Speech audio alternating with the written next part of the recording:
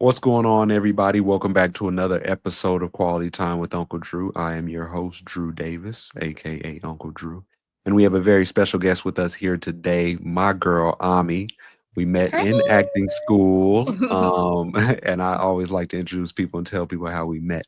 But Ami is one of the most talented people I've been around. She's young, Oh my she's God. energetic, she's going to get on your nerves because she knows all the right buttons to push.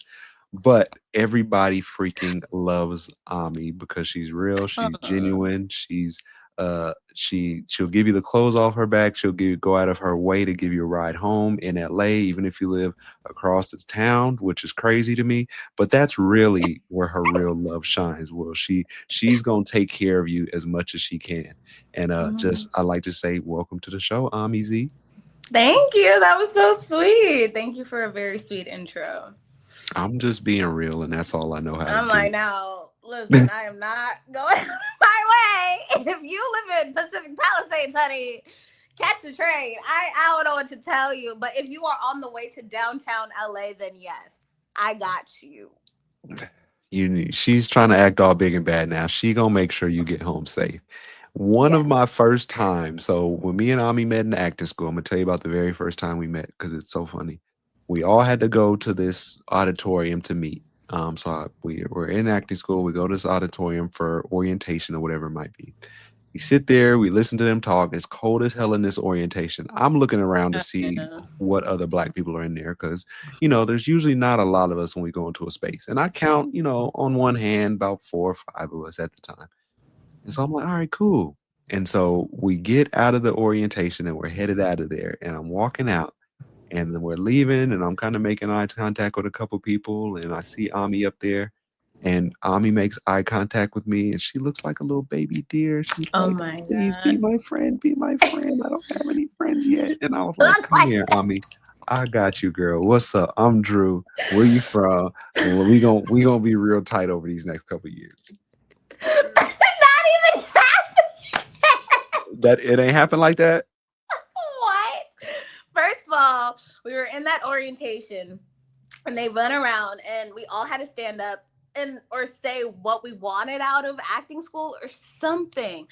I don't remember, but I remember I stood up and said not some wild shit, but I was like to be an Oscar winner. Like it was something and everybody started laughing. And so I already had friends on deck, sir. People knew I was the girl with the Riz. They knew they could come up to me and have a kiki, okay? Let's get that part clear. But yes, we were there like black people do. We magnetized and we were like, I'm gonna look out for you. You gonna look out for Mhm. me. And we still looking. So That's how it goes. So, like I said, the walk of life and being in acting school let me get in contact with and grow with so many other people. Ami was one of those people, and she comes from the East Coast, so DMV stand up. We have the we we have the same thing. We have African parents, so we're gonna get into that and talk about that a little bit. yeah. But we're gonna go back to the beginning. So Ami grows up on the East Coast, very smart young lady, grows up in an African household, goes to college, and I'm fast forwarding a little bit, so stop me at any I point. was like, whoop. Goes to college, graduates in 2019, and I think a similarity that everybody on the face of this earth can talk about is what exactly happened when COVID hit and what people did afterwards. You recently graduated, started working a job, 2019, 2020 COVID hits. What's going through your mind as this ravenous pandemic is going through the United States and you go from working to being at home and thinking about your life? You know, I don't think as I mean nobody was, but I was so unprepared for COVID. Like I did not have an imaginative state where I could really think of an epidemic hitting the world in the way that COVID did. I was 23. I had just graduated in December with my bachelor's in Homeland Security. And I was working, that's when I was working at Senator Warner's office in Richmond. I was a policy intern or some sort of intern. I was an intern. But really, what I was doing was I was like I would take the calls. I would have to start the case files and transfer people to their respective caseworkers for all sorts of different government administrative things that they needed to get done, or for the senator to champion on their behalf or something. And I remember when like COVID stuff like I don't even remember if I remember COVID stuff coming in, but I do remember the office starting to like chatter about it a little. And we were like, oh, okay, like a couple cases, because it started on Washington, like in Washington State or somewhere over there. And I remember we were all like, this is kind of crazy, but we're going to monitor it. And I mean, it was such an interesting position to be in, because for anybody who's worked for, a senator, I feel like even at the lowest level, you are entrusted with a heavy load of information and like sensitive information. So to like start being inundated with people like calling about certain like housing things they wanted to fix before, like if COVID got bigger, or like food crises, or the military, like everything the senator has to handle. So I feel like that on top of COVID, it was so crazy. And then all of a sudden they were like, okay, we don't need you to come in on X, Y, and Z days. Then it was like, okay, we're doing hybrid. Then it was like, okay, the internship is over. The office is closed. We're done. And I was like, what? And mind you, I had just graduated. Like in my mind, I was like, okay, this is my second political internship. I'm about to, hopefully get hired on as like a lower legislative policy handler, and like maybe just be an assistant and like go to events and like just do, work the way up the post.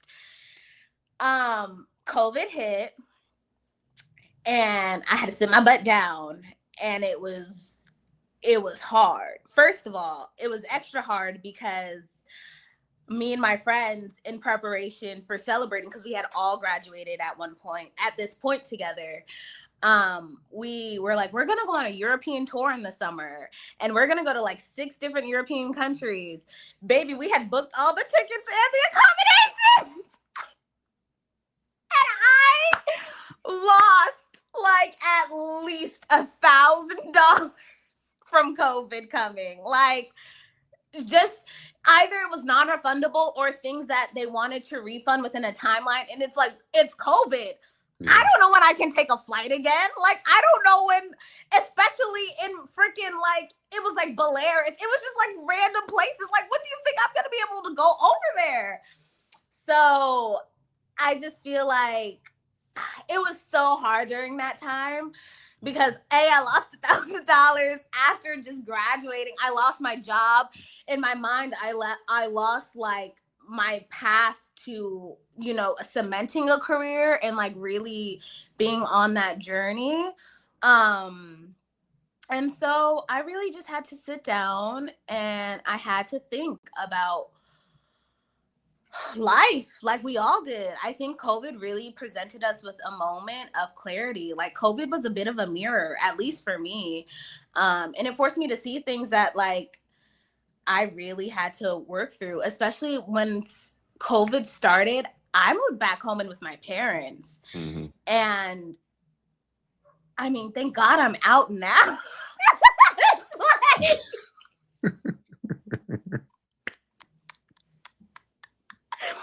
I mean, I make the joke and it's a joke, but I'll be like, bro, I will live in my car in LA before I move back to Virginia with my parents. Like, I love them. But I just think at a certain point, depending, you just need that built-in space makes me love them so much more. So I just feel like also living with them, COVID was just too much.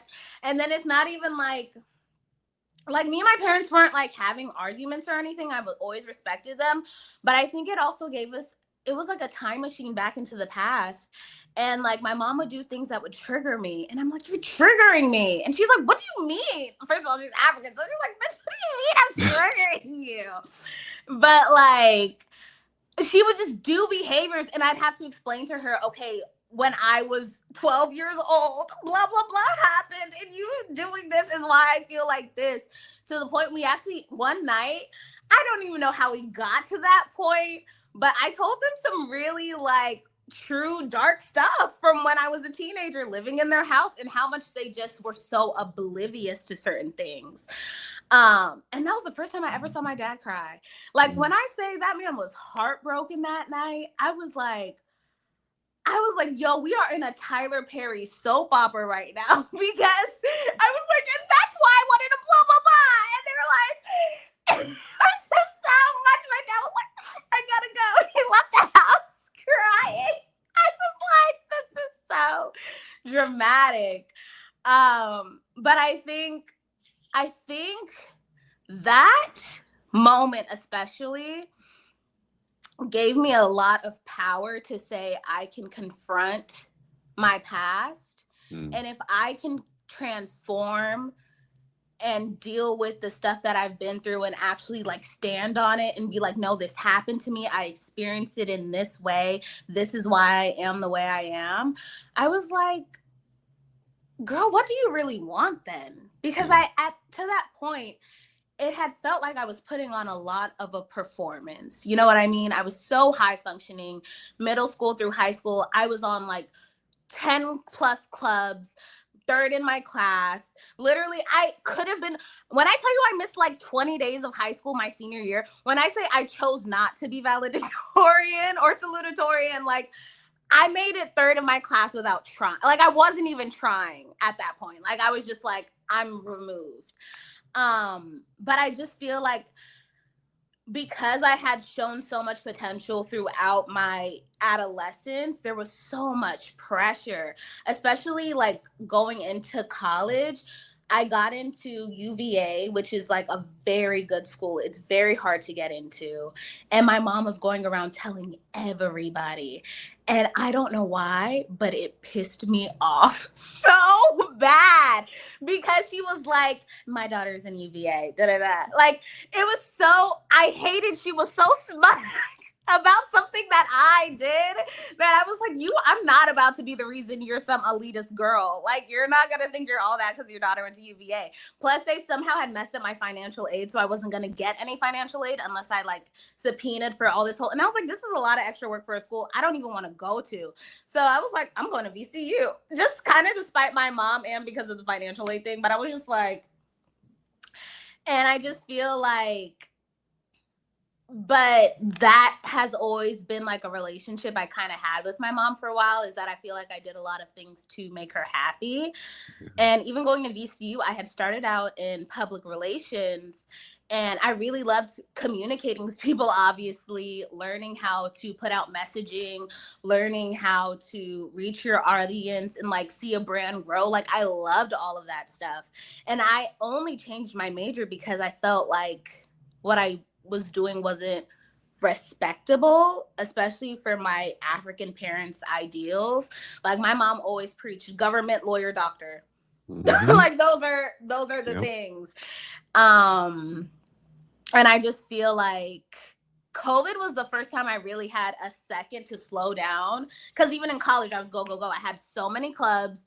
I was doing these internships. I think COVID was the first time literally in my after schooling to like be like, what do you want? And I was like, okay, I've done the government thing. It's not bad. It's very stable. Won't make me know so much now, Elon Musk. But sorry. I'm so sorry that y'all lost your jobs. But like, it was just not me. You know what I mean? Like, I feel like I had to dim so much of my personality. I feel like I couldn't be real and raw, and like you can, but you just don't know how it's always going to be accepted, especially in those spaces. And so I was just like, what even made me want to do government? And I was like, Olivia Pope, immediately. I was like, because I wanted to be White House communications director, honey. That was my goal. I was like, all right, well, if I'm going to do the emergency preparedness, then I'm going to go get my master's in public relations. And then I'm going to be like, but then I was like, girl, do you want to work in government, or do you just want to be an actor who pretends to work in government? Because there's a difference. Yep. And I was like, I think I want to act. And it wasn't like it was my first time saying it, because I've always been very creative. I did choir growing up. I played the saxophone in 6th grade. Like, I've always been a creative kid. And even to the point I placed like 7th in the county choir for soprano. Like, my voice was Mm, ranked at number 7. And those types of things, though, my mom wasn't going around like, my baby was number 7 on the list. Like, you know yeah, what I mean? yeah. Like, she didn't give all that energy. So I feel like I always knew, like, I cannot pursue any of my creative passions in education, at least education they're paying for, because they just don't support that in that way. But after COVID, I was like, girl, you've graduated, you got a little bit of that, what was that check they was sending everybody? Oh, the stimulus got I stimulated, was like, got you got your stimulated, little stimulus. I was got like, you stimulated. got the, I want to do a little PPP, but I don't know how y'all doing now. So I was like, I ain't gonna play with no PPP though. But I got my little stimulus checks, and I feel like once I had everything, like once I felt, because you can never be secure enough, honestly, especially Yeah. moving across the country, like something's gonna happen. But I was like, I have enough in my pocket that I'm like, at least try. And so I made sure I had a reason to come out here too, because I think that was going to help facilitate a transition into this industry, is why I applied to our school. And yeah, that's how COVID really pushed me out here. That was a Mm. long answer, but It- yeah. It's all right. You were answering questions I was gonna ask anyway, and you are such a great storyteller. Wow. One thing I learned: don't interrupt a great storyteller. Let them go. Let them add their sauce on it, and all you do is smooth it over. So that's all we doing. So Um, well, we can talk about African parents. So my dad's African. He's Ghanaian. He passed away last June. But RIP. I went through the same thing. Yeah, I went through the same thing where I'm playing college football on a scholarship. I want to major in theater arts. For some reason, we didn't even have a good relationship. But I called and Mm, I told him this. Stupid me. And he pretty much scolded me and said, "You can't do anything with that. You need to major in business or technology." Or, like we said, African parents, they all about that education. I don't care if you are the number one recruit in the nation. You literally. you better get 3 degrees before you get out of there, and then you can maybe do whatever you want, if I say you can. And Mm-hmm. so hearing what you say really hits home. And for you being like, man, I didn't want to be the valedictorian. Like, I still finished third in my class, and that was by just the skin of my teeth. But outside of that, you took the leap of faith and you come out to LA. You send an audition tape into ADA, American Academy of Dramatic Arts. You get accepted into there. That's your reason to move all the way over here to come to LA to go to acting school. And you were very good at acting. Like, you were one of the best Mm, actors in our class, in that class that came for that year and a half of that span, in my opinion. But you also thank put you. in a lot of work. And like you talk about, you're high functioning. You're a part of all these clubs in college and high school. You're doing this, you're doing that. And when it's time to transfer that stuff into acting, you did very well because you've already always been doing it. What was that experience in acting school like for you? Was it easier than you thought it would be? Was it more difficult and challenging? What was it like for Aime Z?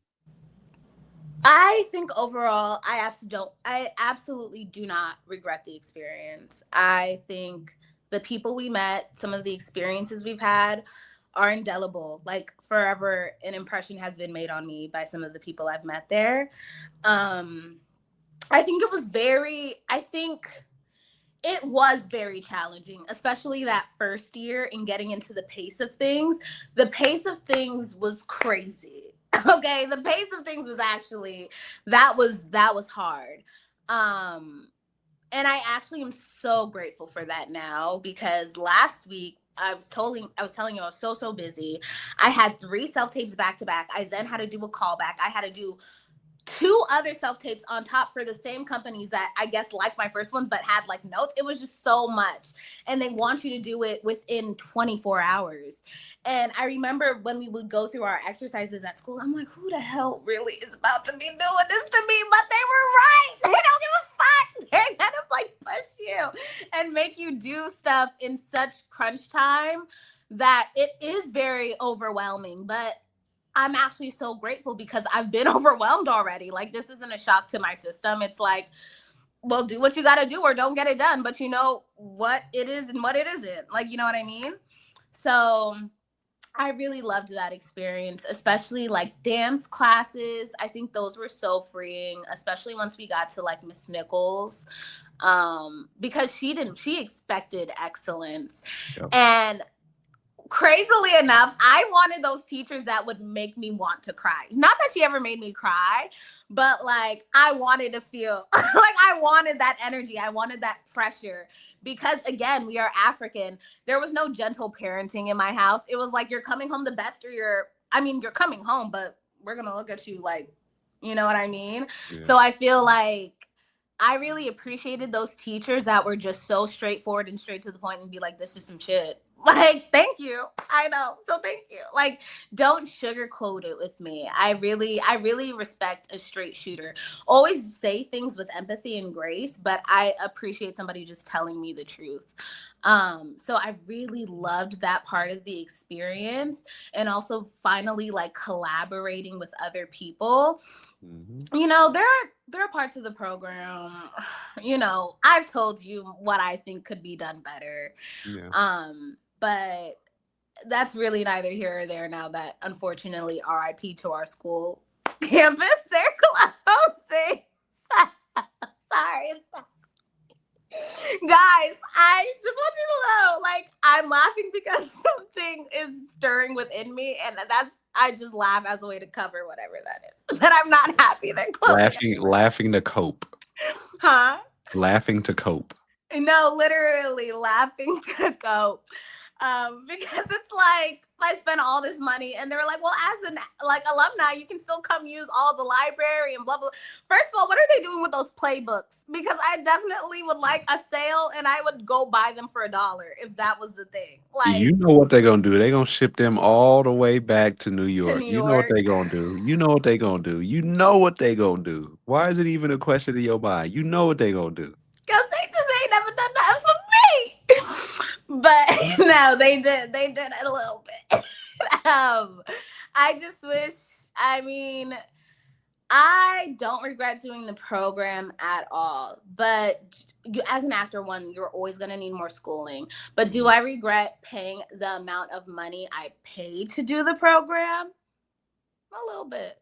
But that's really, I think, my biggest regret is that it was so expensive. And I think some of the classes were slight time wasters, and I feel like there's so much more that I still am so green about, and I've had to go through trials and tribulations after, but it was also such a freeing experience. Mm-hmm. I mean, I literally lip synced to Nicki Minaj as a demon. Like, when else am I gonna do that in my life? I was throwing stuff out of my boobs, like it was such a time to play. It was like a giant playground. Yeah. And, you know, I mean, some people played a little too hard, you know who you are.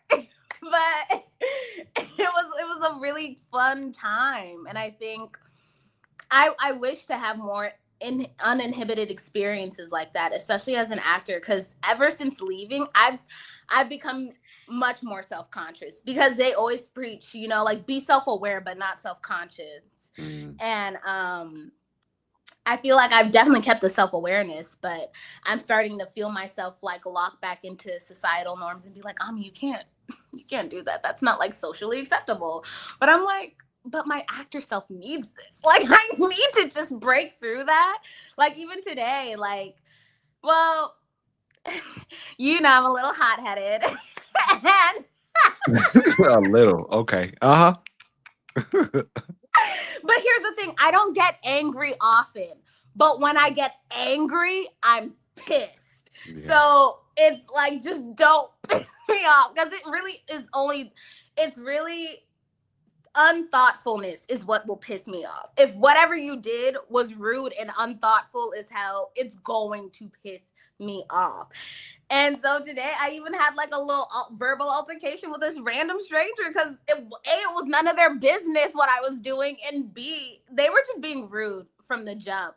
But like, I was so proud of myself after, because I was like, socialized Ami would have been like, you know what, no, and walked away. But that was acting school Ami, because she was ready for the smoke. She was like, I'm uninhibited. Oh, you want the smoke? So I do appreciate Ada for, making me appreciate my idiosyncrasies and my quirks, because they're fun. Hold on, I need to charge my iPad. How did Ada go for you? Ada, for me, man, I was like a fish out of water.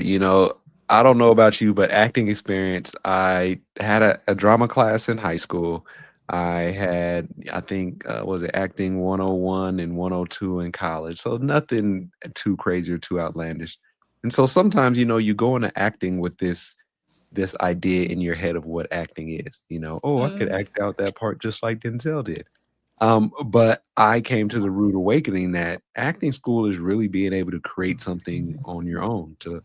For somebody to hand out 10 scripts of the same thing, and for 10 people to do 10 separate or different things with different choices in there. And I kind of didn't get that till the end, probably about midway through my time at ADA. But after that, I got more comfortable in seeing people, like coming from a sports background and a football background.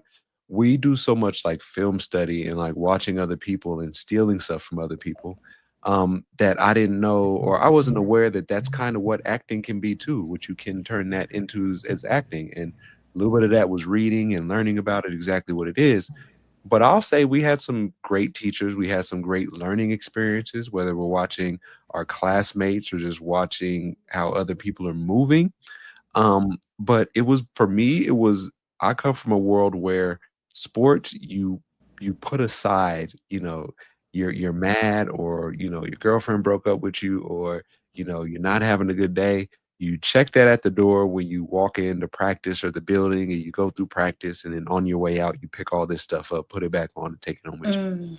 Acting, you take that stuff into the classroom with you, or into your play, or whatever you're doing, and you try to see how that affects your work and makes you better, or more angry, or more whatever it is in your scene, and that's what you try to do with it. So it caused me to be a lot more vulnerable, and that took a while for that to occur. But now I have all these tools in my belt to really be more in tune, with myself as an actor, and that's what I liked about it. So for me, it was very interesting, and like I said, I was doing this for a person that didn't want to have any regrets that I didn't take this opportunity. And not sure if I'll be an actor, or if I'll be in any commercials or anything like you. But I know now that, like you said, what is it to be uninhibited? What is it to not have to follow the social norms? What is it to be creative? And I think that's the biggest thing I learned, is being more creative, and making choices, and being comfortable with them, knowing that everybody's not going to like them. But at the same Exactly. time, you did something and you created something, which a lot of people are afraid to do. It's a little bit like rejection therapy. Mhm. I feel like it forces you to be in situations that you probably might not have been in before, and you were like scared to do something, but it forces you to sit in that uncomfortability and really sit with yourself and see, like, why is this affecting me like this? Like, why, if he says this line to me here, like, what is this bringing up? Like, I think it's such a great way to confront yourself, as long as you do it in the healthy way. We've definitely seen people get up there and they box them with their demons, and it's like, that's too much for this scene. You know what I mean? Like, that's a little too much for this scene. But I do think it's such an introspective craft, and it's such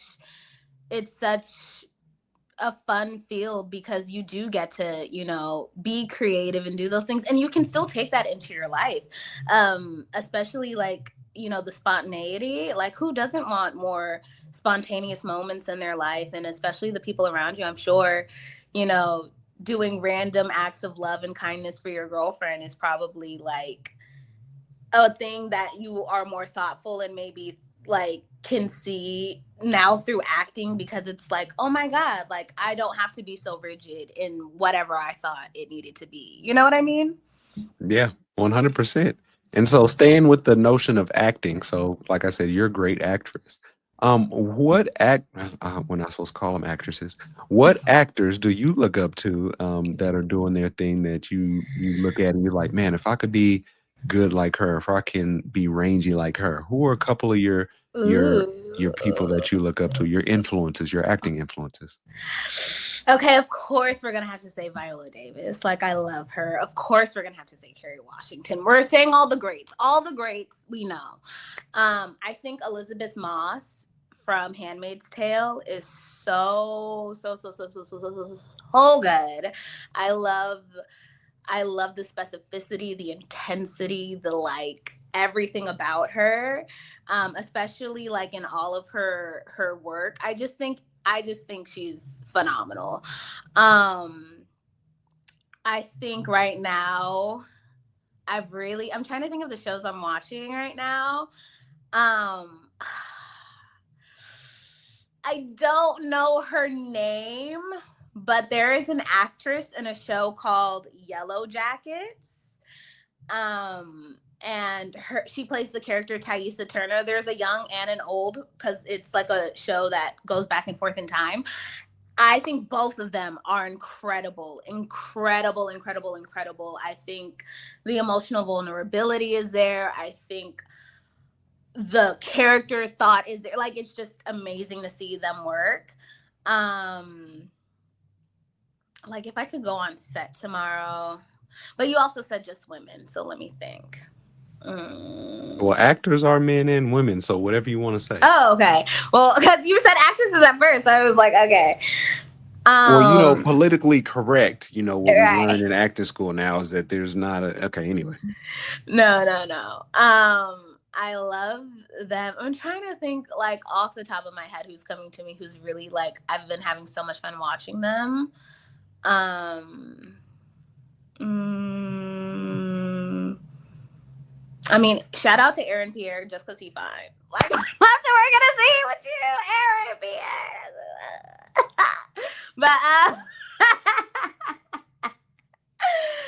but no, there's so many. I mean, there's just so many people out there right now. Like, there's so many people I would want to work with. Honestly, like the list is endless. I think there is so much talent right now out in the pool, which is also why it's so hard to get something.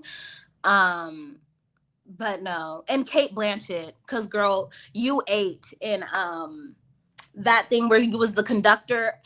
I was shook for days. Okay, clock Oh, that. which those are some long monologues and stuff she was doing on there. Like, yo, she, and it's just the most imperceptible facial twitches that like Yeah. I live for as an actress, because I'm like, you can't really fake the face switch. I mean, maybe you can, but like you're in it. So yeah. Those people are killing it right now. Oh, and shout out to my girl from Insecure.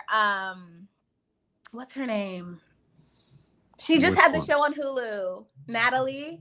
No, Oh, Natasha. Natalie Natasha. Roswell, Natasha Natasha Roswell, Ross. it starts with a R. Something. Yes. Natasha, though, girl. You doing great. You doing really good. I really liked that show she has on Hulu That they right canceled now. after 1 year, one season. Oh. And they need to support Black art. No, they shouldn't have canceled it after one season, because I saw so much of myself in that character and her relationship with her brother. I was like, this is me and my brother. And it was so good. But you know what? It's okay, girl, because you moving on to Who the F Did I Marry? And that's going to be so good too. So I'm really excited. I love her work. But yeah, there's so many people to look out for. Look at you just knowing all these names, all these shows off the top of your head. The great, and I think the funny thing is, so with sports and acting or just sports and performing, you, I'm not going to say you have to have influences, but it helps to be able to look at people and to know and to want to craft yourself after to be similar. And we just know in acting, there's never anybody that's cookie cutter just like this person because you want to Yeah. be different. Like you said, just the small face twitches of Kate Blanchett in this movie are just what she does. And she's an OG in the game up there. She hasn't been doing it as long as Meryl Streep, but she's kind of on that trajectory to do that same thing. For sure. And so we graduate from acting school. We're at acting school for a year and a half, but I also want to talk about something because we come into acting school mid-year, so January going on, and we stay there pretty much a year and a half. So we end up being in a different class than the people that came in August. And then once we finish our first semester or term or whatever, we kind of link up back with this class after summer, and then we go through the year with them. So with that being said, there was a little bit, not that there was any animosity or anything like that, but it was just weird. Like we have these kids we see, but we don't really know them because we don't have class with them, and we're like on a total different time schedule. But so our class was made up of, let's say, 12 to 15 people in there, and we range from age. There's people that have coming straight out of high school and getting into acting school, and then you have people that are older like myself who's 30 something, or like Ami who's been to school and this isn't your first time going to school. Wait, I put I was basically 18 in my in your head. The old people. I was 12 in my mind. I'm not putting you up there with the old people. I'm just saying you had been through college. You got a degree. No, right. So you knew what that was like. So, but like also I talk about acting school being different. And even for me, I'm like, what are we doing in class today? Okay, we're, laying on the ground like animals. All right, cool. I'll do that. All right, what else do we, okay, we got to come in and, okay, like, it was fun in a way of like, I can't believe we're actually paying for this. And not like, you know what I mean? Like in a weird, crazy way. But that's also like, there are other people that had been coming from performing arts schools or acting schools in high school that had a more extensive background too. So essentially what I'm saying is like we get put in this class with probably half of the class that's like, yeah, I'm here for school. And it's like how your first year of college would be, where you like, I'm away from home. Yeah. I'm gonna drink and party every weekend. I'm gonna smoke and drink every night. I'm gonna come in and like acting, you cannot fake acting school. You can't, what I mean? You can fake a little bit in undergrad, like, man, I don't know that, man, I ain't studied for the test last night. You better have some good eyesight and be able to see that test that's over there from somebody else's paper. But in acting school, if you come in and you don't know your lines from your monologue, there's nothing to save you. If you don't know your lines for the senior end, there is something to save you. Yes, but we won't talk about that because we don't know who's gonna see this. So we I'll admit it, Andy. When we get to it, I will apologize to the party that must not deserve that I'm we ain't gonna get to that part. But anyway, so if you don't have it in acting school, you just don't have it. Like, and there are some people that made excuses when it's time for their day to perform. Somebody actually got me in trouble. I wasn't prepared one day, but I got in trouble because the person in front of me that was supposed to go was sick or something like that. And I didn't have any of my stuff with me to be able to perform. And I had, what did Mr. Hart say? I was the first person he had written up in years or something like that because I wasn't prepared. Like, oh my God, I completely forgot you did get a write-up or something. I was like, and I'm gonna remember that day from the rest I'll remember that day forever because I'm gonna remember that day, or what's gonna make it significant for me? What? You know what the date was? What? Was it your birthday? No. 2/22/22. What?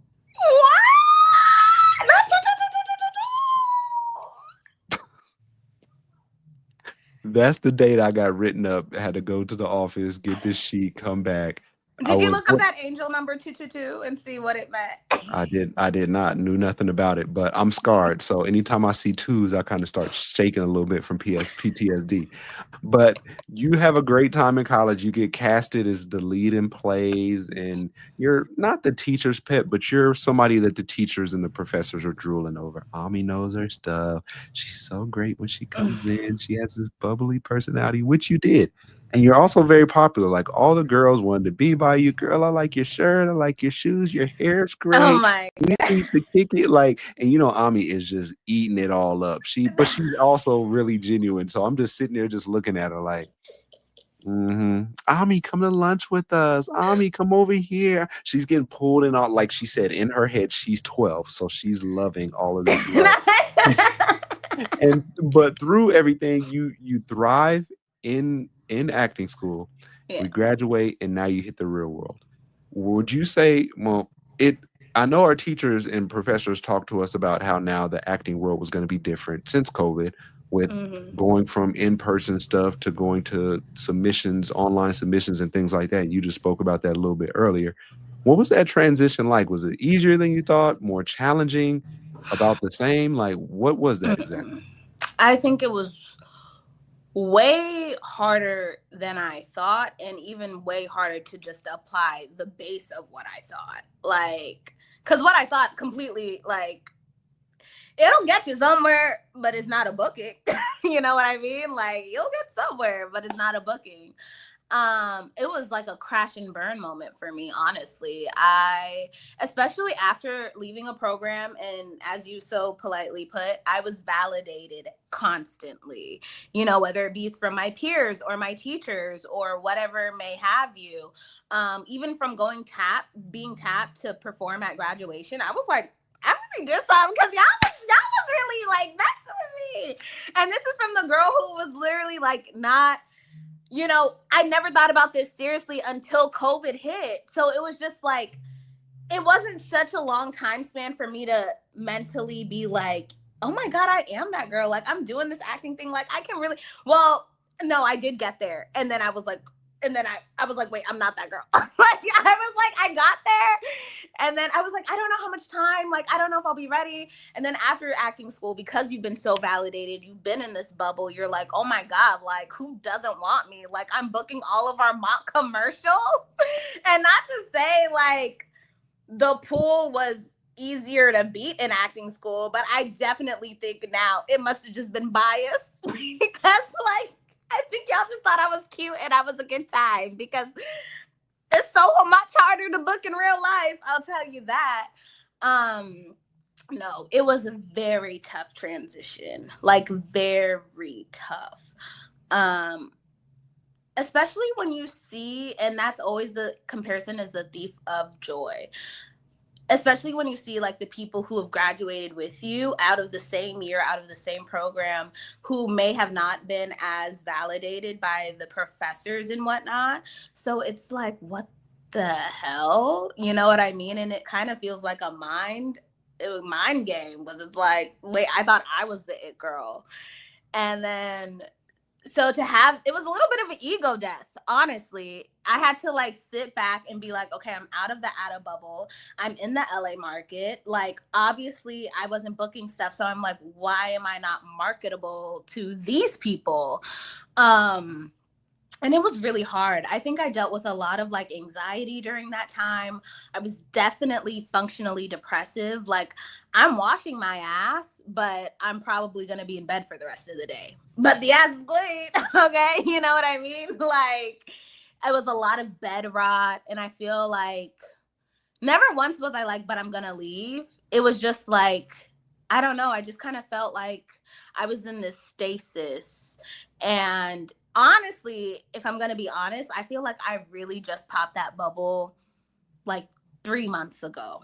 Like, honestly, I feel like the transition first to just getting an agent, weirdly enough, getting an agent wasn't that hard, but a good agent takes a little bit more work, actually.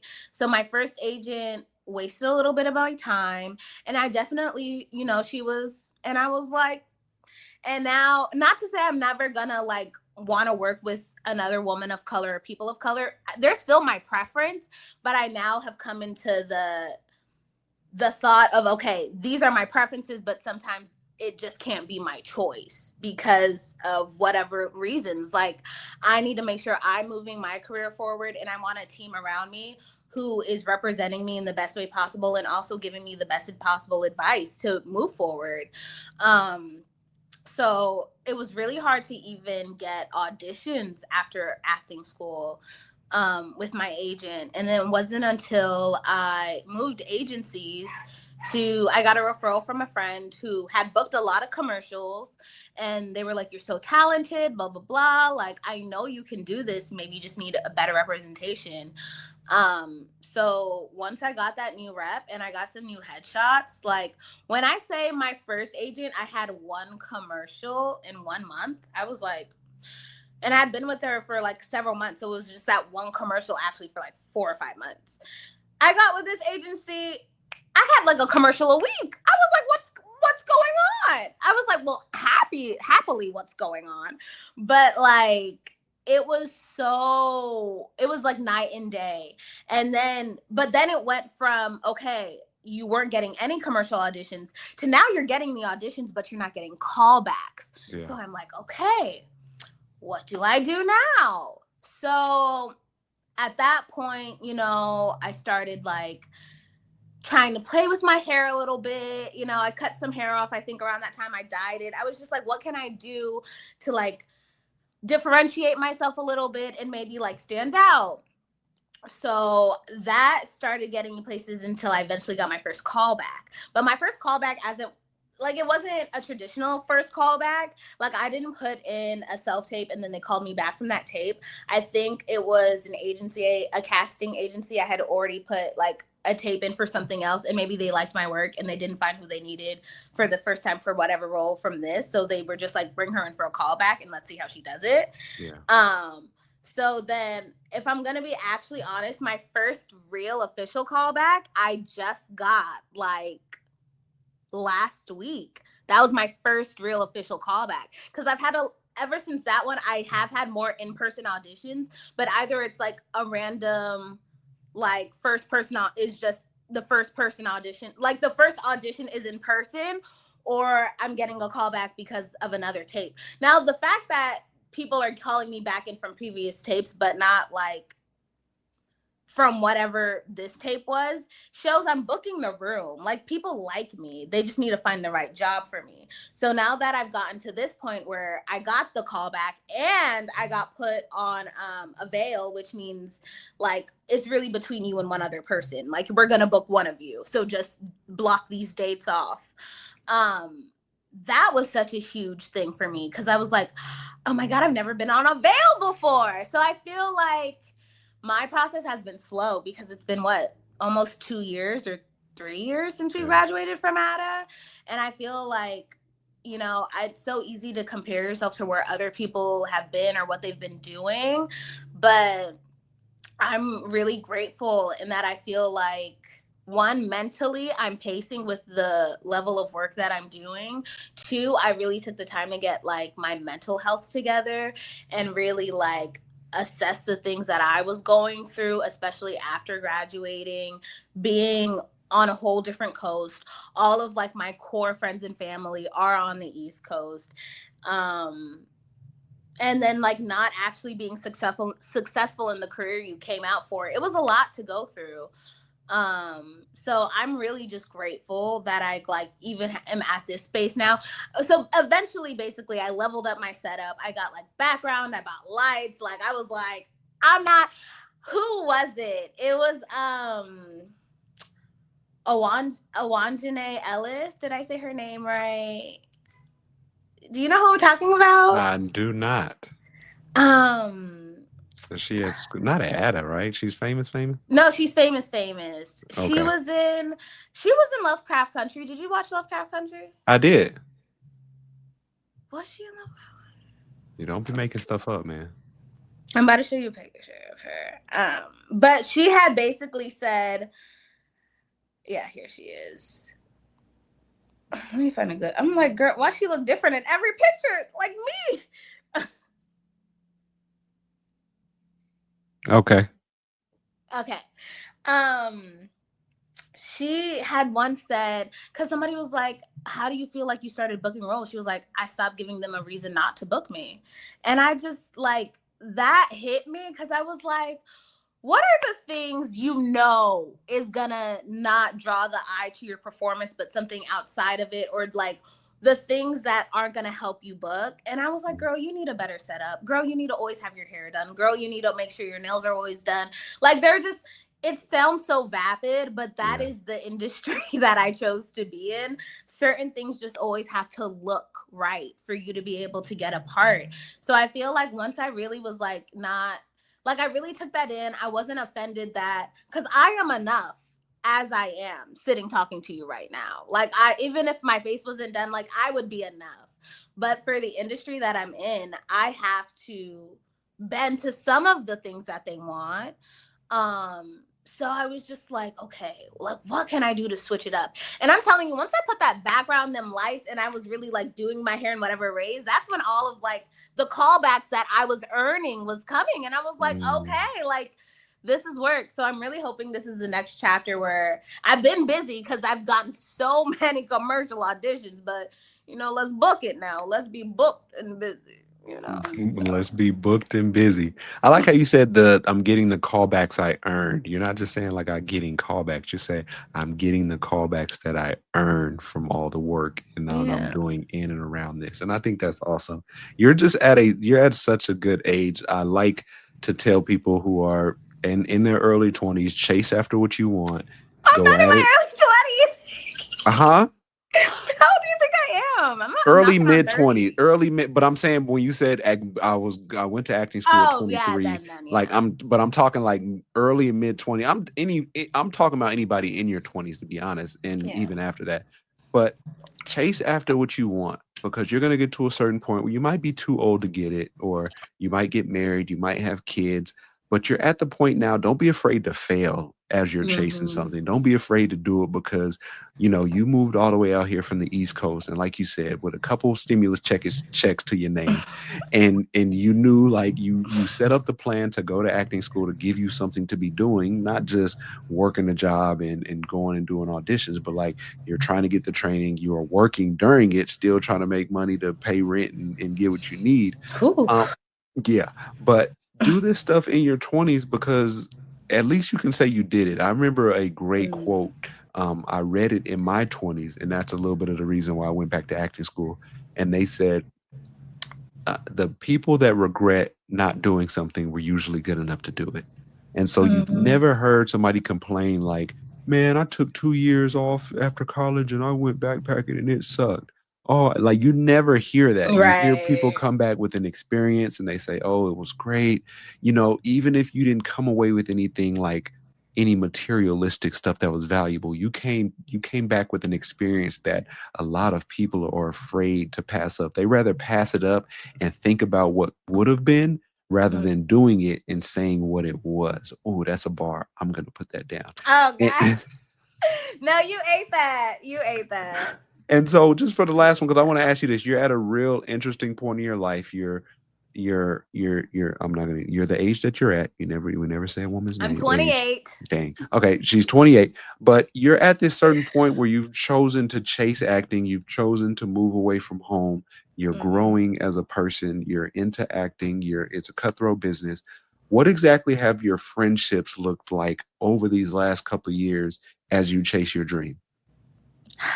I feel like some of them have really grown and deepened in ways I never imagined. And I think some of them honestly have fallen apart so quickly that you're like, were we friends? Like, it was, especially the friends that I feel like I've met out here. It's been very hard to find genuine people who want to see you win as much as they want to see themselves win. And I think that's like the biggest part in friendship for me, is that I want people rooting me on and cheering me on as hard as they cheer for themselves, because I'm going to do that for my friends. So it's been a lot of changes. The thing is, I have my core group of friends. I've met majority of them in middle school. So like, they're never going anywhere. Like, we went to middle school together. Some of us went to high school together. And then we all met back up in college. Like, you know what I mean? Like, every monumental, life-changing time period there was, we were already together. Not to say that we never fought, because, child, we fought. But, like, those friendships, I still have to nurture them, but I'm not like, I don't have to be like, oh my God, I didn't call her this week. We're just not friends. Like, we're probably never going to talk again. Even though there are those friends in LA, like dead ass, if I don't talk to them for a week or two, I'm like, I don't think I'll ever see them again. Like, that's just the nature of it here sometimes. So I think it's been really hard because I am able to make those short-term friendships out here, but what really speaks to my soul are those long-term friendships that I've cultivated from home, and those people that I feel like fit into that mold that I've met here, like you, like Nathan. Shout out to you, Nene. Um, like Elena. Like, I just love genuine, good-hearted people, and I think that they're few and far between. And I don't know if that's just an LA thing or it's just the state of the world now. But and then the thing is, when you do want, this is not just acting, but I think this is just getting older, especially at this part of your life, because I'm at the age where half of my kids have babies. I was like teen pregnancy, and then I was like, wait, we're 26. And I was like, okay. I'm like, I guess they're allowed to have babies. And half of them are married or in very serious committed relationships. So it's like, you're not going to already see those friends just because they live 2,000 miles away. And then for the friends I have here, most of my friends here don't have children, but because of the way LA is set up, you have several different hustles probably to pay your rent and all your other bills you're taking on. And then people also are just so busy and so spread out that it's like so hard to see and touch and commune with people in person. So it's honestly, I think I could do better. I really could do better personally in cultivating that community and cultivating those friendships, especially the ones I found out here that I do want to see grow. And I do want to see, like, for a while, like, I plan to have a plate at your wedding. I don't know if you thought I'd be there, but I'm going to be there. I just, for you and the future misses, like, I just hope I'm eating and I'm getting the steak, whatever the options are. I want the steak. But like, there are those people that I think are worth fighting for, and I think I just need to do a better job of fighting for our friendships. But finding those people out here have been few and far between. Like, that's the hard part. Yeah.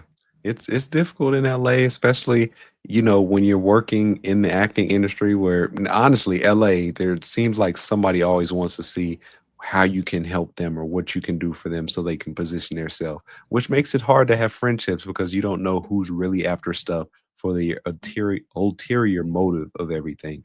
But I like what you said because it's about growth. You said, hey, I need to do better at cultivating community, about having people to lean on. And like I said, being a transplant, a lot of people are Mhm. transplants, but coming out here early 20s, all the way from the East Coast, like, and you're making it and you're doing it. And so, with that being said, I always give my guest the last word. Any advice Mhm. you have for any young woman out there or young people that are chasing their dream, mostly in this acting world or as an actor, anything to help Mm. them?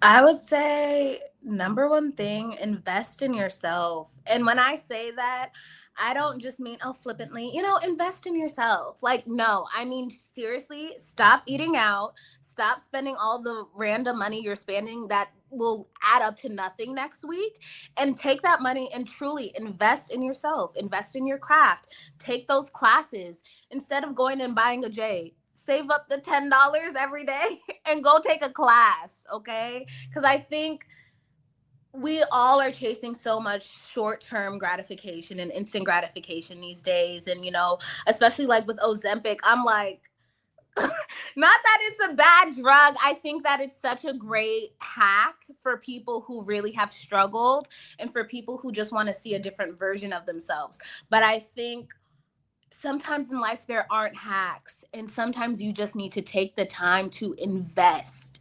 And I think that's my biggest piece of advice. It's the people we see right now who are on those stages and on those screens accepting awards. They took the time and invested whatever and however many hours and the money it took, they did it. And I feel like, yes, you might not have the means, you might not have, the financial fortitude that you think you need to do it, but sometimes you just have to go out on faith and pray to God the money comes back. Do you know how many times I've done something and I was like, I don't have the money for this. I still paid my rent. I don't know how I did it, but I did it. So it's like, I think you really need to just take that time and pour into you, pour into yourself, pour into your ambitions, and really try to do it to the best of your ability. And take, with a pinch of salt, take that constructive criticism, because if you really trust them, they're not trying to hurt you, they're really just trying to help you. And I'm a hard-headed girl. Like, I need to learn a lesson a million times before it fully sticks in. And I think that's one thing that has got, like, I get in my way so much. But get out of your way, take the advice, find the people that you trust, and just invest in yourself. Like, that is what's going to get you further than anything. Jesus. That is Aime Z, ladies and gentlemen. Pour into yourself, invest, take the constructive criticism with a grain of salt, because if they're trying to correct you, that means they really care about you and they want to see you do well. And just like that, we got another guest and she comes in here and crushes it and just does everything under the sun. I think I'm going to turn the show over to her. So after this, it'll be quality time with Aime Z, no longer Uncle Drew. And so if you guys tune in next time I'm not here, just know she usurped me and took everything if you from ever me. need So a guest host, a co-host, let me know. I will come on. I will be my best self. We'll see. yeah, see, look, she planning to take my shit, y'all, but it's all good. She can have it because she earned it and because she deserved it. One of the up and coming actresses that I will say, Aime's going to be great at what she does because she puts the work in. Aime, thank you for your time. We appreciate you. We love you. We look forward to having you on next time, girl. Thank you.